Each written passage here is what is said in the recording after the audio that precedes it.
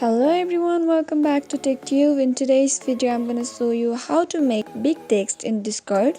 To get started, open Discord app and then navigate to any message box like this.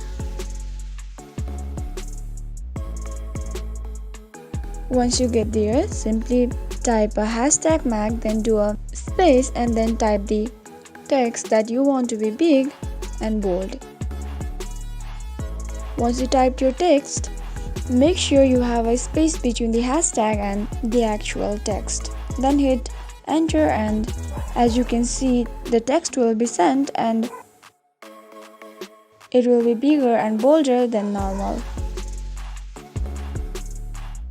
If you found the video to be helpful, go ahead and subscribe to our channel and also press the notification bell so that you'll never miss another upcoming upload from us. I'll see you again in next video. Goodbye till then.